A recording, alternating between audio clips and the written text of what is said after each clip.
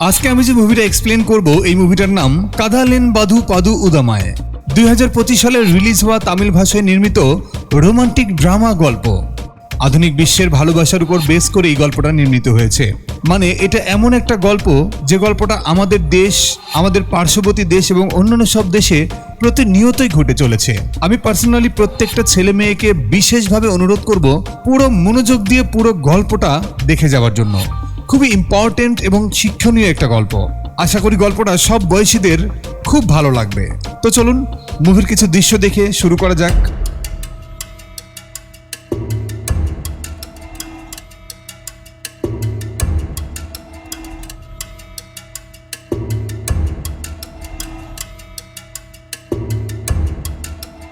তো হাই, আমি মিকাইল ইসলাম। Cinema with Mikail YouTube চ্যানেলের নতুন আরও একটি ভিডিওতে আপনাকে স্বাগতম।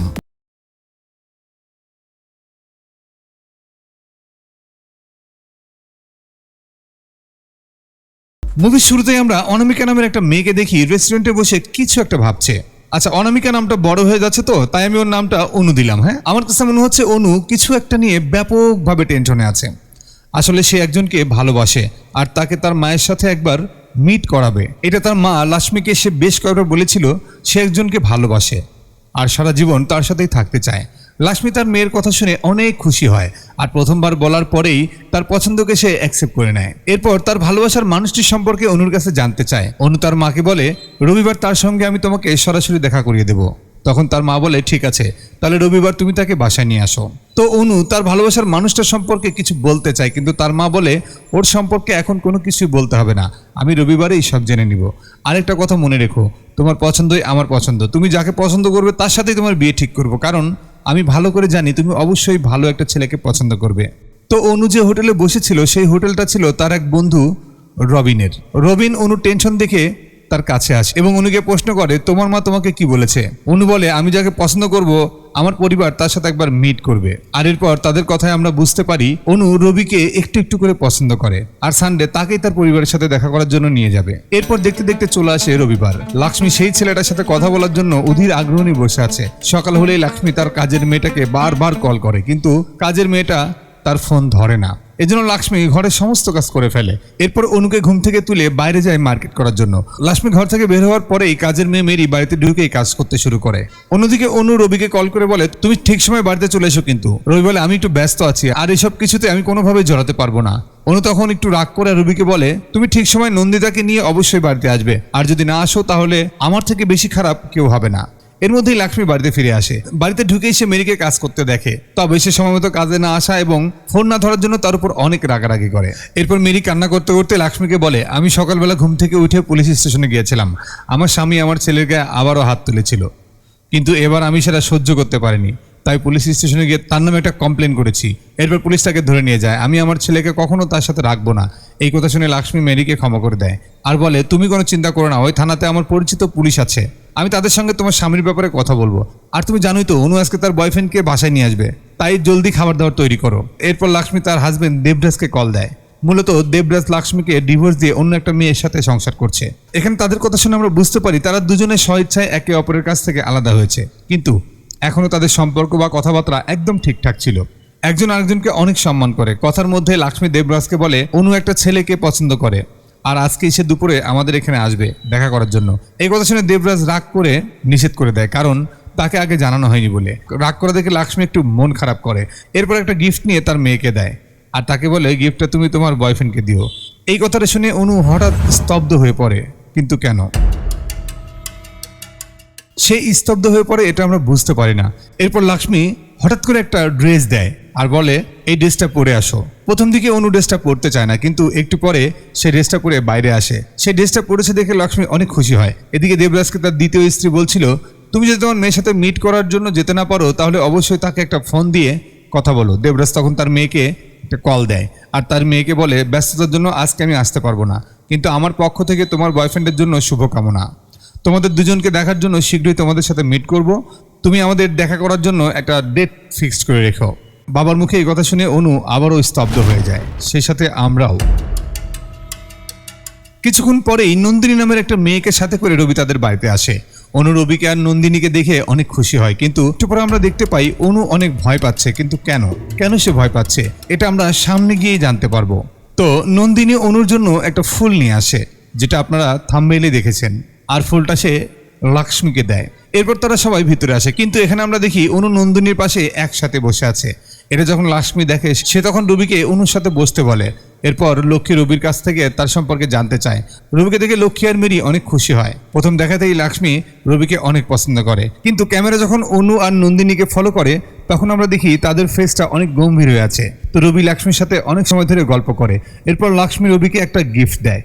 এরপর রবি বাথরুমে যাবে বলে সাইটে আসে, আর অনু নন্দিনীকে সাথে করে তার ঘরে নিয়ে আসে। ঠিক সেই সময় দেবরাজ লক্ষ্মীকে কল করে আর বলে, যদি অনুর বয়ফ্রেন্ড আসে তাহলে ছবি তুলে এখনই আমাকে পাঠিয়ে দাও। রবি যখন বাথরুম থেকে বের হয়, লক্ষ্মী তখন চুপচাপ তার একটা ছবি তুলে দেবরাজকে পাঠায়। এরপর লক্ষ্মী রবিকে বলে, তুমি তো একা আসতে পারতে, অযথা একটা মেয়েকে আনার কি দরকার ছিল। রবি তখন একদম চুপচাপ থাকে। এরপর দুপুরের খাবার খাওয়ার জন্য সবাইকে ডাইনিং টেবিলে ডাকা হয়। তারপর সবাই যখন একসাথে খাবার খাচ্ছিল, লক্ষ্মী তখন রবিকে তাদের ভালোবাসার গল্প বলতে বলে। তোমাদের মধ্যে কে আগে প্রপোজ করেছিল? রবির চোখ মুখ তখন একেবারে শুকিয়ে যায়। এরপর সে অনেক ভয় নিয়ে বলে, প্রথমে আমি প্রপোজ করেছিলাম, কিন্তু সে আমাকে ডাইরেক্ট মানা করে দেয়। এটা শুনে লক্ষ্মী হেসে দেয় আর গর্ব করে বলে, বুঝতে হবে মেয়েটা কার। আমার মেয়ের মনে জায়গা নেওয়াটা অনেক কঠিন কাজ। লক্ষ্মী তাকে প্রশ্ন করে, এরপর কি হয়েছিল? তবে সবাই একদম চুপচাপ হয়ে যায়। লক্ষ্মীর এই প্রশ্নের উত্তর কেউ বলতে পারে না, এমনকি নন্দিনীও একদম চুপচাপ। লক্ষ্মী তাদের আবার প্রশ্ন করে, কিন্তু কেউ কোনো উত্তর দিতে পারে না। অনু বাধ্য হয়ে উঠে চলে যায়। আর যে গিফটটা লক্ষ্মী রবিকে দিয়েছিল সেই গিফটটা অনু তার বান্ধবী নন্দিনীকে দেয়। এটা দেখে লক্ষ্মী পুরোপুরি শকড খায়। এখানে সে একটা কনফিউশনে পড়ে যায়, কোনো কিছু সে বুঝতে পারছিল না। বাধ্য হয়ে লক্ষ্মী তাকে জিজ্ঞাসা করে, কেন তুমি গিফটটা তাকে দিয়েছো? এরপর অনু তাকে সমস্ত সত্য খুলে বলে, আমি যাকে পছন্দ করে ভালোবেসেছি সে আসলে রবি না, নন্দিনী। মানে অনু একটা মেয়ে হয়ে অন্য একটা মেয়েকে ভালোবাসে, আর তার মায়ের সাথে এখানে তারা একসঙ্গে থাকবে। কারণ লক্ষ্মী তার মেয়েকে বলেছিল, তুমি যাকেই পছন্দ করবে তার সঙ্গে আমি তোমার বিয়ে দেব। তবে অনুর সাথে এটা হবে এটা লক্ষ্মী বুঝতে পারেনি। অনু একটা মেয়ে হয়ে অন্য আরেকটা মেয়েকে কিভাবে ভালোবাসতে পারে, এই বিষয়টা নিয়ে ভাবার জন্য লক্ষ্মী নন্দিনীকে বাড়ি থেকে বার হয়ে যেতে বলে, কিন্তু অনু তাকে থামতে বলে। এটা দেখে লক্ষ্মী রাগ করে সেখান থেকে চলে যায়। লক্ষ্মী বুঝতে পারছে না সে এখন কি করবে। লক্ষ্মী চলে যাওয়ার পর নন্দিনী অনুকে বলে, দেখো আমি তোমাকে বলেছিলাম আমাদের সম্পর্কের কথা যখন তোমার বাবা মা জানতে পারবে তখন তারা কখনোই অ্যাকসেপ্ট করবে না। এই কথা বলে নন্দিনী রাগ করে ওখান থেকে যখন চলে যাবে, অনু তখন বারবার তাকে থামানোর চেষ্টা করে, বারবার তাকে রিকোয়েস্ট করে এখান থেকে না যাওয়ার জন্য। নন্দিনী এখানে ভীষণ রাগ করে আর অনুকে বলে, তুমি যদি আমাকে সত্যি ভালোবাসতে আমাদের ভালোবাসাটা পূর্ণতা দেওয়ার জন্য কাউকে কোনো কিছু না বলে পালানোর চেষ্টা করতে, কিন্তু না, তোমার তো দরকার মায়ের পারমিশন। আর তুমি ভালো করেই জানো আমার মা আমার সাথে কি করেছিল। কিন্তু অনু বলে, আমার মা একদমই আলাদা, সে অনেক ভালো মানুষ, আমার সমস্যাটা সে অবশ্যই বুঝতে পারবে। কিন্তু নন্দিনী তার কথা না শুনে রাগ করে রবির সাথে বাড়ি থেকে বের হয়ে আসে। এদিকে লক্ষ্মী নন্দিনীর ফুলগুলো ডাস্টবিনে ফেলে দেয়। এরপর সে দেবরাজকে একটা কল করে বাড়িতে আসতে বলে। এমন সময় বাইরে অনেক বৃষ্টি শুরু হয়ে যায়।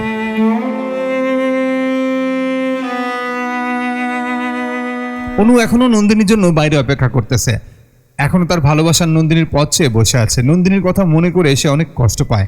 এরপর লক্ষ্মী তার মেয়েকে বুঝিয়ে শুনিয়ে বাড়িতে নিয়ে আসে আর তাকে বোঝানোর চেষ্টা করে বলে, নন্দিনী কোনো স্বাভাবিক মেয়ে না। এটা শুনে অনু ভীষণ রাগ করে আর তার মাকে বলে, সে যদি নর্মাল একটা মেয়ে না হয় তাহলে আমিও নর্মাল মেয়ে না, আমিও তার মতো একটা মেয়ে। এটা বলে সে ওখান থেকে তার ঘরে চলে আসে। সেখান থেকে মেরি সবকিছুই দেখে। মেরি অনুর কষ্টটা বুঝতে পারে, তাই সে নন্দিনীর দেওয়া ফুল আর গিফটটা দোতলায় নিয়ে আসে। দৃশ্য পরিবর্তন হলে আমরা দেখি নন্দিনী রবির সাথে বাসায় ফিরছে। হঠাৎ করে নন্দিনী তাকে গাড়িটা ঘুরাতে বলে। এদিকে অনু নন্দিনীর সাথে কাটানো মুহূর্তের কথাগুলো বারবার মনে করতে থাকে।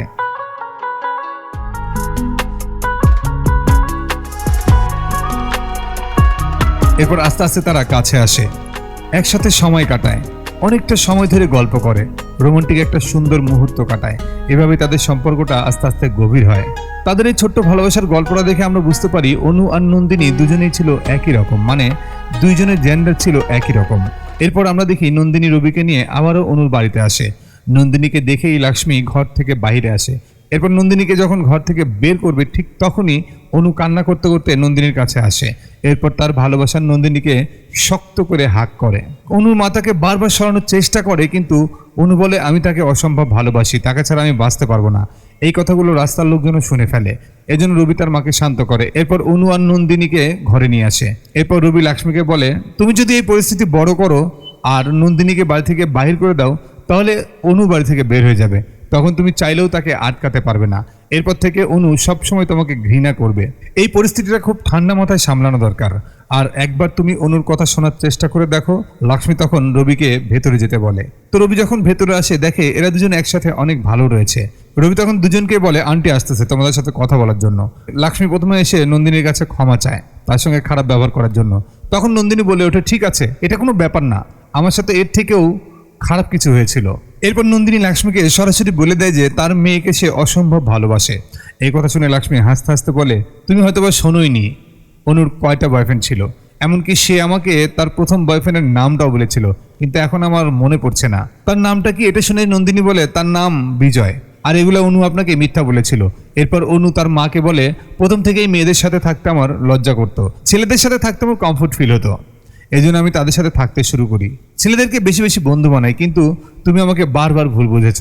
আর অভি সম্পর্কে তোমাকে যেটা বলেছিলাম এটা একটা মিথ্যা গল্প ছিল, কারণ সবসময় আমি ভয় পেতাম যদি কোনোদিন তুমি আমার সত্যটা জানতে পারো তাহলে তুমি আমার সাথে কি করবে, এটা নিয়ে সবসময় আমি অনেক ভয়ে থাকতাম। এই জন্য আমি তোমাকে একদিন মিথ্যা কথা বলেছিলাম, কিন্তু আমি সত্যি সত্যি নন্দিনীকে অসম্ভব ভালোবাসি, তাকে ছাড়া আমি এক মুহূর্ত থাকতে পারবো না। এগুলো বলতে বলতে সে অনেক কান্না করতে থাকে। ঠিক এমন সময় সেখানে তার বাবা আসে। দেবরাজ প্রথমে তার মেয়েকে কান্না করার কারণটা বলতে বলে, কিন্তু অনু কোনো কথা না বলেই নন্দিনীকে নিয়ে ঘরে চলে যায়। এরপর রবি দেবরাজকে বাইরে নিয়ে আসে কথা বলার জন্য, আর লক্ষ্মী মেরিকে তার মেয়ের ঘরটা পরিষ্কার করার জন্য উপরে পাঠায়। অনু সম্পর্কটা পুরোপুরি অ্যাকসেপ্ট করে নেয়, কারণ সে মনে করে একটা মেয়ের প্রবলেমটা বুঝতে পারে। এখানে পুরুষ মানুষের একদম কোনো কাজ নাই, তারা শুধু নিজেদের চাহিদা মেটানোর জন্য একটা মেয়েকে ব্যবহার করে, এরপর তাকে প্রেগনেন্ট করে দেয়, তারপর বাচ্চা হলে তার গায়ে হাত তোলে। মানে হচ্ছে মেরির সাথে যেমনটা হয়েছিল আর কি, ও সেটাই মনে করে। এর মধ্যে অনু মেরিকে কফি বানিয়ে আনতে বলে। অন্যদিকে রবি দেবরাজকে সবকিছু খুলে বলে, কিন্তু দেবরাজ বলে কিভাবে এটা নর্মাল ব্যাপার হতে পারে। রবি তখন তাকে বোঝানোর চেষ্টা করে, আমরা পুরুষরা যেভাবে একটা মেয়ের প্রতি আকর্ষিত হই, যেটা আমাদের কাছে নর্মাল একটা ব্যাপার, ঠিক এভাবেই একটা মেয়ে অন্য একটা মেয়ের প্রতি আকর্ষিত হতে পারে, যেটা সেই মেয়ের জন্য নর্মাল একটা ব্যাপার। তার অনুভূতিগুলো এমনভাবেই তৈরি হয়েছে। এরপর দেবরাজ তাকে প্রশ্ন করে, অনু সম্পর্কে কেন তুমি এমনটা বলতেছো? রবি তখন তাকে সত্য কথা বলে, একটা সময় তাকে আমি ভালোবাসতাম, কিন্তু এরপর সে যখন তার লাইফের সত্যটা বলে, এটা শুনে প্রথমে আমি অনেক রাগ করি। এরপর যখন আমি আস্তে আস্তে তার অনুভূতিগুলো বুঝতে পারি, তখন থেকে তার ভালো একটা বন্ধু হয়ে যায়। দেবরাজ বলে, এটা তোমার কাছে নর্মাল একটা ব্যাপার, কিন্তু আমার কাছে একদম আলাদা, কারণ কালকে যদি অনুর জন্য একটা ডগ নিয়ে আসি, এরপর অনু যদি তাকে ভালোবেসে ফেলে, তার সাথে রিলেশন করতে চায়, তাহলে সেই সম্পর্কটাকে তুমি কি বলবে? তখন রবি বলে, আপনার প্রশ্নটাই ভুল, আমি এখানে দুজন মানুষের ফিলিংসের কথা বলেছি।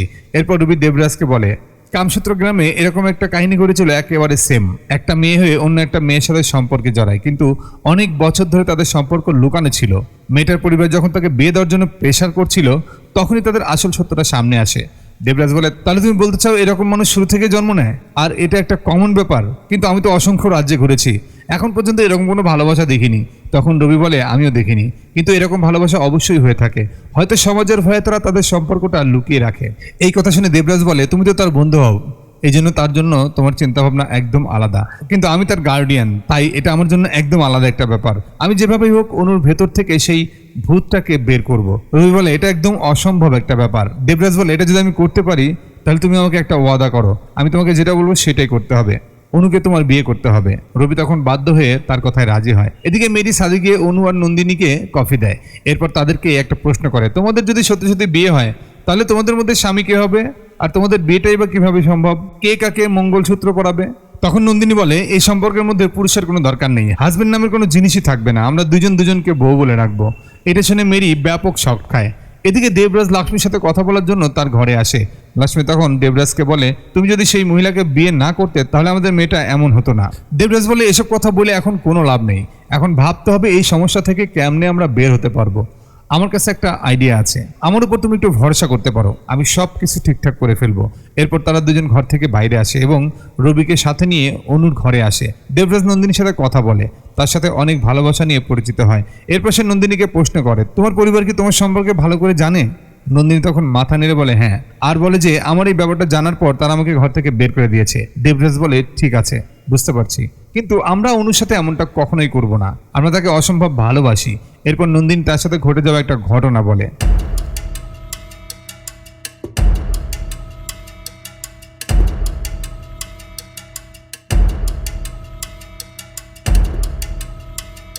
এরপর থেকে পরিবারের সাথে আমি এখনো কন্ট্যাক্ট করিনি। দেবরাজ নন্দিনীর গল্প শুনে বলে, বিয়ে পর্যন্ত সবকিছুই ঠিকঠাক ছিল, কিন্তু এরপর যেটা তোমার সাথে ঘটে গেছে সেটা একদম ঠিক হয়নি।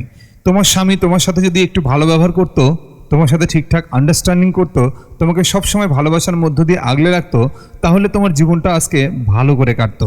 নন্দিনী তখন দেবরাজকে একটা প্রশ্ন করে, আপনার বিয়ে যদি কোনো পুরুষের সাথে হতো তাহলে কি আস্তে আস্তে আপনাদের সম্পর্কটা ঠিক হতে পারতো? আপনি তার সাথে সুখী হতে পারতেন? তখন দেবরাজ বলে, হ্যাঁ, এটা কখনোই সম্ভব না।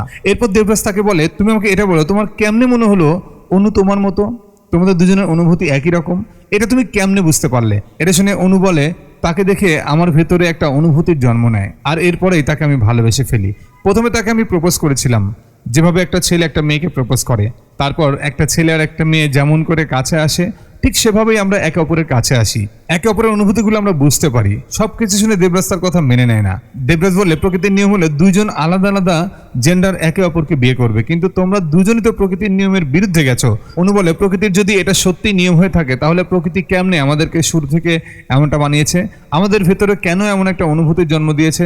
দেবরাজ বলে, একটা মেয়েকে সৃষ্টি করা হয়েছে বাচ্চা জন্ম দেওয়ার জন্য। মেয়েটা কাউকে যদি ভালোবেসে বাচ্চা জন্ম না দিতে পারে তাহলে সেই সম্পর্কের কোনো মানেই হয় না। অনু বলে, এটাই যদি প্রকৃতির নিয়ম হয়ে থাকে তাহলে তোমাদের বিয়ের পর একটা বাচ্চা কেন নিয়েছো? তারপর কেন তোমাদের সম্পর্ক শেষ হয়ে গেল? আর কেন তোমার দ্বিতীয় বিয়ে করার পর কোনো বাচ্চাই হয়নি? তারপরে তোমরা কেন একসাথে আছো? তোমাদের সম্পর্কের মানেটা কি? তোমরা কি বাচ্চাবিহীন সারা জীবন একসাথে থাকবে? তোমরা যদি এভাবে থাকতে পারো, আমরা কেন সারা জীবন একসাথে থাকতে পারবো না? দেবরাজ তখন ভীষণ রাগ করে আর বলে, আমাদের সম্পর্ক প্রকৃতির তৈরি একটা সম্পর্ক, কিন্তু তোমাদের সম্পর্ক একদম ঠিকঠাক না।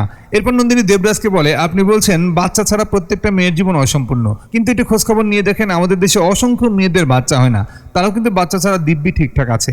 এরপর উনি তার বাবাকে বলে, তোমার যদি একটা বাচ্চার জন্য এতটাই প্রবলেম হয়ে থাকে তাহলে আমরা একটা বাচ্চা দত্তক নেব। দেবরাজ একটা হাসি দিয়ে বলে, ঠিক আছে, কিন্তু তোমাদের মধ্যে কে তার বাবার পরিচয় বড় করবে? তোমরা কি বাবা ছাড়াই বাচ্চাটাকে বড় করবে? এদেশে একটা সরকারি নিয়ম কানুন আছে। কিন্তু অনু এখানেও একটা প্রশ্ন তোলে, আমিও তো বাবা ছাড়াই বড় হয়েছি। দেবরাজ তখন ভীষণ রাগ করে। সে তখন রাগ করে তার মেয়েকে বলে, তোমার সাথে আমার এখনো সম্পর্ক আছে, সম্পর্ক তো শেষ হচ্ছে তোমার মায়ের সাথে।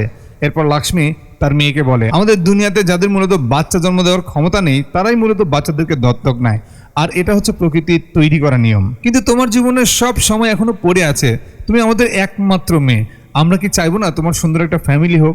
অনু তখন ভীষণ রাগ করে তার বাবা মাকে বলে, এখানে আমার ভুল কোথায়? কেন তুমি একটাই বাচ্চা জন্ম দিয়েছো? এটা শুনে দেবরাজ পুরোপুরি শক খেয়ে যায়। সে তার মেয়েকে বলে, তোমার বয়স যখন 13 বছর, তোমার মায়ের পেটে আবার একটা বাচ্চা আসে, কিন্তু তোমার মা আমাকে না বলে বাচ্চাটাকে নষ্ট করে ফেলে, আর সেটাও একমাত্র তোমার জন্য। আর এই ভুলের জন্য আমি তোমার মাকে ডিভোর্স দিয়েছি। কিন্তু এই কথা সে লক্ষ্মীকে কখনোই বলে নাই। এটা শুনে লক্ষ্মী অনেক কষ্ট পায়, তার চোখ দিয়ে পানি পড়তে থাকে। লক্ষ্মী কান্না করতে করতে অনুকে বলে, তোমাকে যখন জন্ম দিয়েছিলাম আমার তখন ভীষণ কষ্ট হয়েছিল, মনে হচ্ছিল আমি আর বাঁচতে পারবো না। সেই স্মৃতি আমার যখনই মনে পড়ে তখনই আমি অনেক কষ্ট পাই, আর এই জন্য আমি ভয় পেয়ে বাচ্চাটা নষ্ট করেছি। তোমার বাবা সেই মুহূর্তের কষ্টগুলো কখনোই ফিল করতে পারবে না, এই কষ্টটা অন্য একটা মেয়ে ফিল করতে পারবে। এটা শুনে অনু আর দেবরাজ লক্ষ্মীকে জড়িয়ে ধরে কান্না করতে থাকে। ঠিক সেই সময় মেরির ছাদের দরজাটা লক করে দেয়। এটা দেখে লক্ষ্মী তার কাছে আসে। মূলত মেরি তার স্বামীর নামে থানায় অভিযোগ দিয়েছে, ওই যে প্রথম দিকেই বললাম। আর এই কারণেই মেরি লক্ষ্মীর কাছে 500 টাকা চায়, কিন্তু লক্ষ্মী তাকে 1000 টাকা দিয়ে বলে, যাও তোমার ছেলের চিকিৎসা করো। এখানে যেটাই তুমি নিজের চোখে দেখেছো শুনেছো এটা তুমি কাউকে কখনোই বলবে না।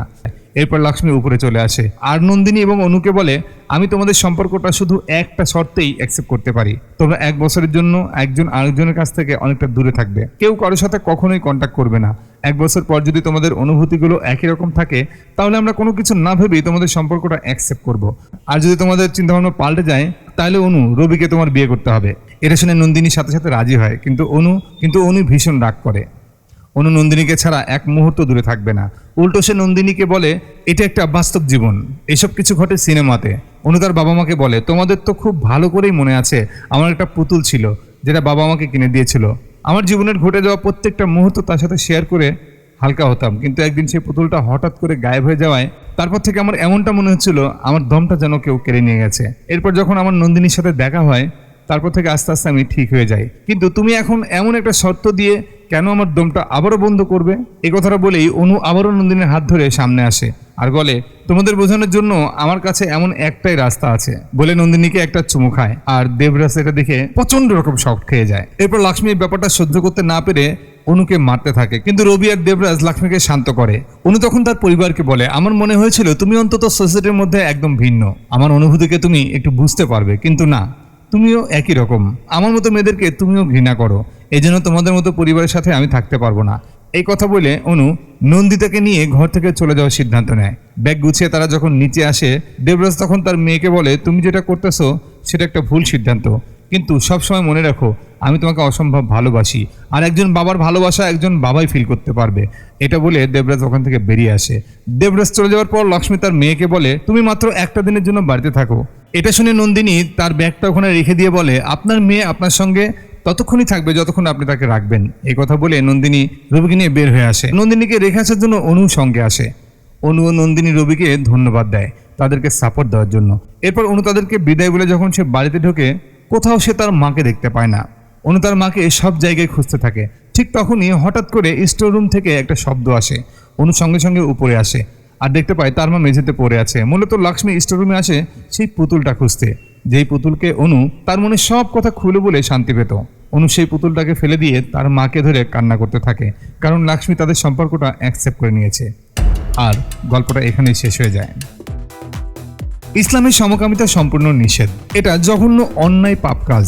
এমনকি হিন্দু ধর্মেও সমকামিতার শাস্তির ব্যবস্থা রয়েছে। যদি দুইটা কুমারের মধ্যে সমকামিতার সম্পর্ক স্থাপিত হয়, তাহলে তাদের শাস্তি হলো 200 মুদ্রা জরিমানা এবং 10টি বেত্রাঘাত। এখন যদি বিজ্ঞান থেকে সমকামিতা সম্পর্কে বলি, এটা নিতান্তই সামান্য একটা রোগ। মানুষের শরীরে যেমন অসুখ হয়, তার চিকিৎসা করে তাকে সুস্থ করে তোলা হয়, ঠিক তেমন এই রোগেরও চিকিৎসা নিশ্চয় আছে। এটা যে পরিবর্তন হবে না সেটা পুরোটাই মিথ্যা কথা। এই দুনিয়াতে খোদা তাআলা মানুষকে কোনো না কোনো রোগ দিয়ে পরীক্ষা করেন, আর প্রত্যেকটা রোগ থেকে মুক্তিরও চিকিৎসা আছে। কিন্তু তুমি যদি চিকিৎসা না করে তোমার অনুভূতিগুলোকে বাঁচিয়ে রাখতে চাও, তাহলে তুমি তোমার নিজেরই ক্ষতি করতেছো। যেমন মদ পান করা, সিগারেটে আসক্ত হওয়া ইত্যাদি। কিন্তু যে নেশা করে তার ব্রেন কিন্তু কখনো এটা ছাড়তে পারে না, কিন্তু ভালো করে চিকিৎসা করলে অবশ্যই সেখান থেকে তাকে রিকভারি করা অবশ্যই সম্ভব। শেষ জামানায় এমন কিছু ভয়ানক ঘটনা ঘটবে যা একদম কল্পনার বাইরে। একটা বাবা তার মেয়েকে অন্য পুরুষের সাথে ফিজিক্যাল সম্পর্ক করতে দেখে ভেতর থেকে একটা শান্তি অনুভব করবে, মনে মনে ভাবতে থাকবে, যাক অন্তত একটা মেয়ের সাথে সম্পর্ক করে নাই আমার মেয়ে। অন্য আরেক বাবা জোর করে কোনো মেয়ের সঙ্গে তার ছেলের সম্পর্ক করার জন্য বলবে। মানে ওই জামানাটা এমন একটা ভয়ঙ্কর জামানা, যেখানে একটা ছেলে হয়ে একটা ছেলের সাথে ফিজিক্যাল সম্পর্ক করবে, আবার একটা মেয়ে হয়ে মেয়ের সঙ্গে ফিজিক্যালি সম্পর্ক থাকবে, আর সেটাও একদম প্রকাশ্যে। মানে এখন যেমনটা দেখতেছো ছেলে মেয়ের ফিজিক্যালি সম্পর্কে একটা নর্মাল ব্যাপার, কিন্তু সামনে এমন একটা সময় আসবে যেখানে ছেলে হয়ে ছেলের সাথে ফিজিক্যাল সম্পর্কে একটা নর্মাল ব্যাপার, আর মেয়ে হয়ে মেয়ের সাথে ফিজিক্যালি সম্পর্ক নর্মাল ব্যাপার মনে করবে। তো যাই হোক, এটা সত্য মিথ্যা কতটুকু আমি জানি না। এই গল্পের প্লট অনুযায়ী আসলে এই কথাগুলো চলে এসছে, কেউ অন্যভাবে নেবেন না। এই গল্পটা থেকে যে শিক্ষাটা পাবেন সেই শিক্ষাটা পাওয়ার জন্যই ভিডিওটা তৈরি করেছি। দেখা হচ্ছে পরের কোনো মাস্টারপিস গল্পে। সে পর্যন্ত আমাদের সঙ্গে থাকুন।